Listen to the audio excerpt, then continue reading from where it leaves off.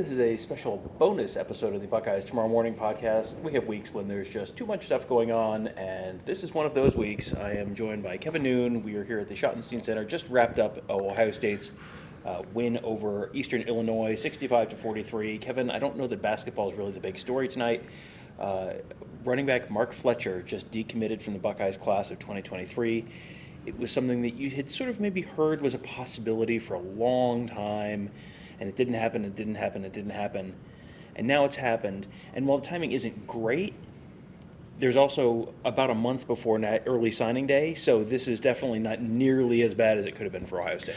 I mean, it absolutely could have been a lot worse if this would have dragged on and dragged on. We would have had an idea, an inkling of what was going on. Mark Fletcher was supposed to come down to Columbus for the game against that team up north. When he didn't show up, that probably would have been an indication, or if he would have shown up and been wearing Florida gear, Miami gear, something like that, then you would have known that something was going on. But they do have some time to regroup and figure out, but they are sitting with no running backs in this class. So that is problematic, especially when you're dealing with a position where guys are moving through programs a lot quicker because you only have so much tread on your tires, and you have to kind of keep that in mind because NFL running back careers are fleeting. Exactly. And, of the Buckeyes, the Buckeyes have already gotten a pretty good glimpse at what not having a lot of depth at the running back position, healthy depth at the running back position looks like this year. I don't think they particularly care for it. Technically, after this year, Mayan Williams could declare for the NFL. After next year, Travion Henderson could declare for the NFL.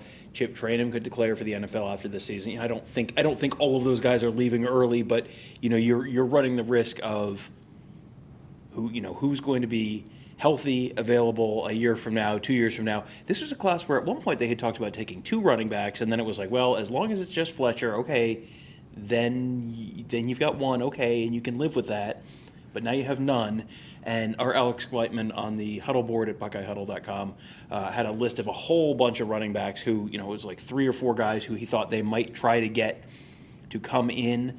You can go find those names, specifics on those guys on the huddle board at BuckeyeHuddle.com. Have to be a member, but this is the stuff you pay for. It's Alex's recruiting insights and Mark's recruiting insights and all that good stuff. So, one name that we were talking about right before we started as a possibility, and this is someone who's been sort of floated. He came to Ohio State at one point this summer for the 7-on-7 camp out of Ironton, Ohio, Jaquez Keys. He's a running back. He's currently committed to Wisconsin.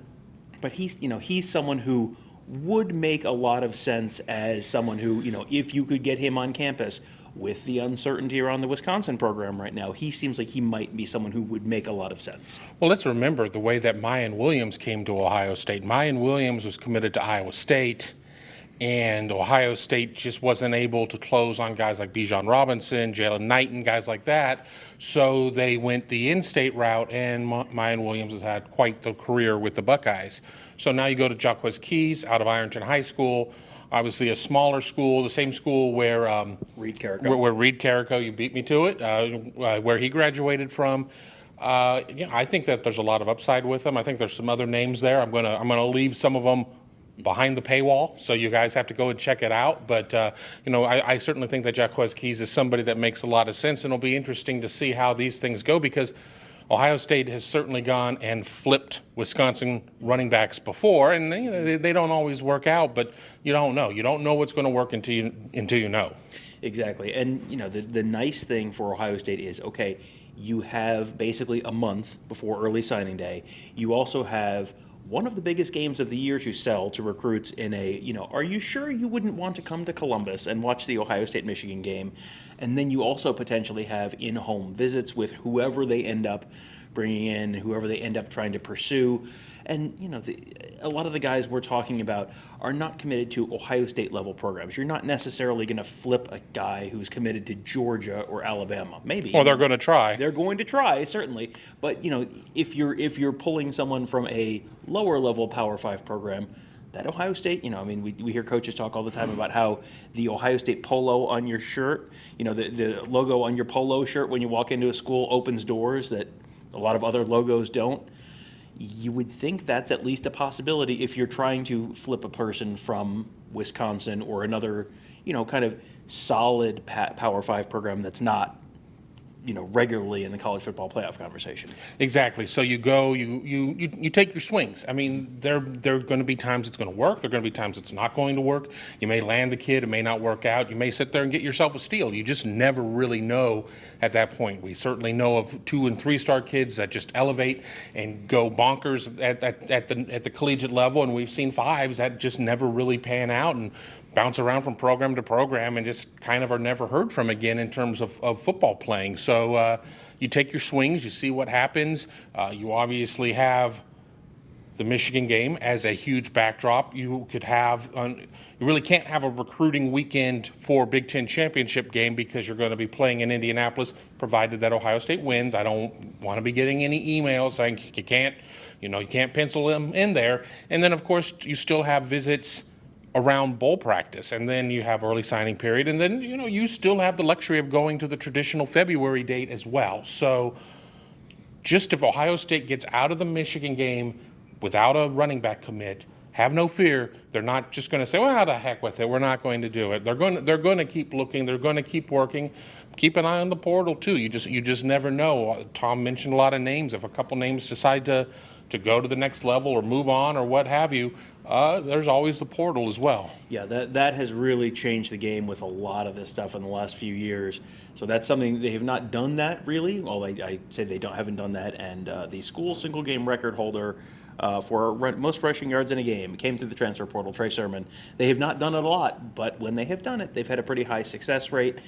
And they have done it at running back, and that's a position where you can come in and you can be a starter for year one, and it's not not a huge issue. So, all right, so that's enough Mark Fletcher talk. We did get to Ohio State interviews tonight for the football team. Before we came over to basketball, it's been a busy night.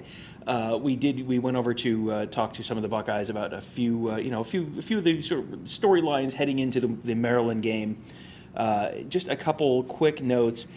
They practiced outside. There was a question about whether they were going to practice outside from one of the members on our board. They did practice outside tonight. However, linebacker Steel Chambers said they did not practice outside in the snow last year. So that's a new thing. And when you saw how they didn't necessarily answer the bell in Ann Arbor when it was snowing, well, the old Woody Hayes line, if you're going to fight in the North Atlantic, you got to train in the North Atlantic. Well, they are training in the North Atlantic. They practiced outside on Wednesday night at the Woody Hayes Athletic Center. There were a couple other quick things. Steel Chambers called Tommy Eichenberg a psychopath. Now, he meant it in a nice way. You're a nice psychopath. You're our psychopath.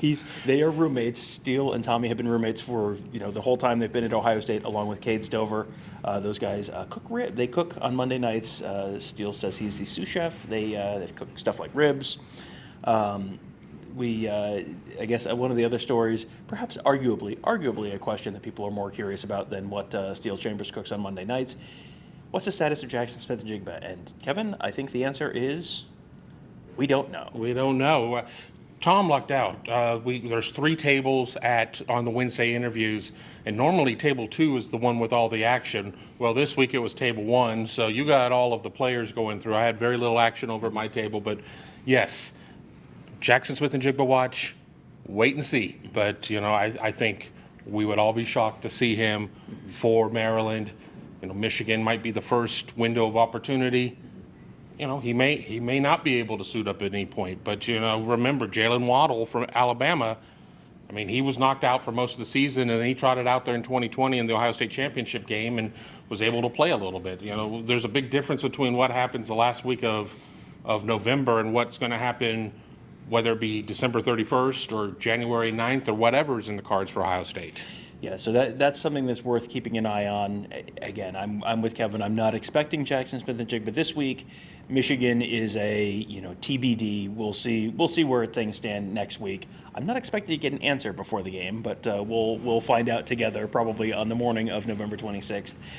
One other person who was injury adjacent that we talked to on Wednesday night was Josh Fryer. He made his first career start against Indiana on Saturday. He was there because DeJuan Jones was a game-time decision, and Fryer said he really was, this was no kidding, a game-time decision. He said he found out he was starting right before the game. He said, basically when everyone else did, like, you're okay, you're starting, and good luck out there. He said he felt ready. Butterflies went away. When he was out there in the huddle before the first play, he said the butterflies kind of went away. And if you feel prepared, there's nothing really to be nervous about. And he wasn't too nervous about that. He was asked, "Are you starting this weekend?" And there was like this long pause. And then he said, "I don't know." And everyone kind of went, "Well, we feel like you probably do know one way or the other, but you have very cleverly not revealed whether you are starting or not," which of course means whether DeJuan Jones is playing or not. So we will all find that out a little later on in the week. He did say his dad played football for Indiana. When his dad was playing at Indiana, it was the late 80s. So he said, they actually got Ohio State a couple times. Darkest day one and darkest day two for you older Ohio State fans. So he said it was kind of cool to get his dad's alma mater. Was there anyone that you talked to that was of particular interest or not really? I mean, we had Cam Brown was at my table, and he feels that he's moved past some of the early season incidents of where guys were connecting on him, and he's or actually with the injury. I'm sorry, I was thinking of Denzel Burke for a second, and he's happy to be back out there. He feels that he's able to make an impact, and that that the secondary is really coming along. And when you do get beat, you just have to sit there and have a short memory and be able to move on from it. And that really was about it. I mean, again, you could tell everybody is, I think everybody's really antsy right now. I mean, you got Maryland here, the focus is on Maryland, but these guys can read a calendar. They know who's up next. So, it was a little loosey-goosey, and I think we were all kind of checking our watches because we had to make it over to Value City Arena for a basketball game. Mm-hmm. And a couple other quick notes. Xavier Johnson was asked, "Are you in the running back room this week? Are you in the wide receiver room this week?" He says he's in the wide receiver room. He's been working at running back a little bit during practice, but he's been in the wide receiver room. So if you want to read the tea leaves there, that tells me that they are still expecting, as Ryan Day has sort of said, they are still expecting to get maybe 1 to 2 of the running backs back this weekend. If you're not, if Xavier Johnson is not right, living in that running back room this week, they're probably not expecting him to get a lot of carries. That tells you those other, the other running backs who they were sort of hoping / expecting to get back this week are still kind of on track for that. One other interesting note: there were 2 guys at the end of practice as we were doing interviews. 2 guys on the jugs gun, way across the woody. But it was Cam Babb and Xavier Johnson. So, if you're thinking anyone is resting on their laurels after a big performance last week, no, everyone is still working. Keep grinding. Yeah, exactly. So, speaking of grinding, we ground our way over here after the football interviews and covered the Ohio State Eastern Illinois basketball game. It was not a work of art. Eastern Illinois is not a good basketball team, and they proved it on Wednesday night. They shot a smooth 25% from the field and 20% from three, just shy of 50% from the free throw line. This feels like one of those things where the Ohio State has played such bad opponents the first 3 home games this season that I don't know that you can really draw any conclusions other than, hey, that Bryce Sensabaugh kid might be pretty good. Right, and the level of competition goes up immediately as they go to Maui and they open with San Diego State. And Chris Holtmann talked after the game about San Diego State being like the second best defensive team last year, and pretty much everybody's back, so they're going to be playing a bunch of old men out there. So it'll be interesting to see how that goes with Ohio State having its moments of being a little loosey-goosey at times. Ohio State got out to a huge lead. I believe it was 21-5, something along those lines against Eastern Illinois. The margin got cut down to like 6. I pretty much was telling the guy sitting next to me that I should probably leave because they were playing a lot better before I got here. The message was delivered that you're not getting to the rim enough. You're not penetrating. You're just not being active enough. Second half, Ohio State really kind of opened it up a little bit more. Again, it was not going to be the type of game that you're going to put on the refrigerator and say this was our best game, but they were able to find a way. Sometimes you want some of this early season adversity, and they weren't under, huge duress, but Eastern Illinois played physical enough to give them enough of a scare and just didn't have the offensive firepower to really punish Ohio State during its spells of inefficiency. Yeah, true freshman Bryce Sensabaugh finishes with 20 points in 17 minutes. He's just shy of 1 point per minute, which Chris Holtman basically said, like, look for him to play a little more moving forward, which was like, yeah, no kidding, really. That seems like a smart decision. Yeah. Yeah, that seems like a good decision. Zedke had 10 points, 14 boards. There were a lot of missed shots to rebound, and Zedke did a pretty good job cleaning up the glass there. Yeah, and then now they're on to Maui. We are on to Maryland this week. I'd rather go to Maui. Yeah, it does seem like that might be a slightly more tropical, desirable, whatever destination. But duty calls. We will be in College Park, Maryland this weekend for the Ohio State Maryland game. Should be, we're going to have a whole bunch of coverage. We'll have our usual Friday live show. We'll have our live pregame show on Saturday down from Maryland. And then we'll have, of course, our full live postgame coverage as well from the stadium. And here's the fun thing about the week before the Michigan game. Generally, it turns to Michigan week about the time Ohio State has a 3-score lead in the second half. That is the moment when it turns into the Michigan week. So expect a good bit of Michigan talk on that Buckeye. The Buckeye Weekly Post-game show. I was going to say Buckeye. I got caught between Buckeye Huddle and Buckeye Weekly, and it's kind of both. So, yeah, the Buckeye Huddle live post-game show, you can find that at youtube.com/Buckeye Huddle. You can also find us at BuckeyeHuddle.com. Again, if you're interested in the Mark Fletcher decommitment and what's next for Ohio State, I cannot recommend enough signing up for the Huddle board at BuckeyeHuddle.com. Alex Gleitman, Mark Givler absolutely kill it on the recruiting stuff. We sound like we know what we're talking about because I do. We read Alex and Mark. Kevin likes to pretend, but okay, he sometimes knows what he's talking about too. But I will own up to when I want to know when I want to feel like I know what I'm talking about with recruiting. What do Alex and Mark have to say? The place to find them is on the Huddle board at BuckeyeHuddle.com. Sign up today.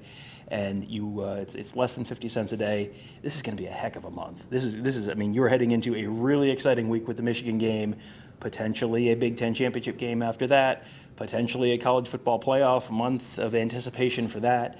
And if you're not sure, go ahead. You'd be crazy not to sign up right now for everything that you're going to get, the run up to the bowl game, everything else. This is the time to get on board.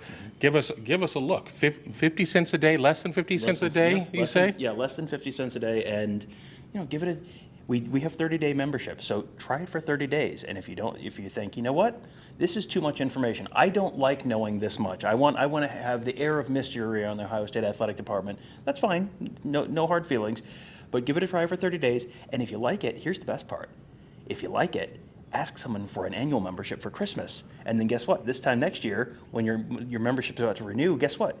You don't need to ask for a sweater or socks or underwear. He's a sweater. You can ask for another. You get it this year. You can get someone to renew it next year. This is the way to live, man. It's less crap in your house. It's stuff you don't. It's stuff you really want, stuff you really need, and not just another sweater. So, there you go. Sign up today at BuckeyeHuddle.com. That'll do it for today. That'll do it for at least right now. We'll be back with another episode coming up a little bit later on today.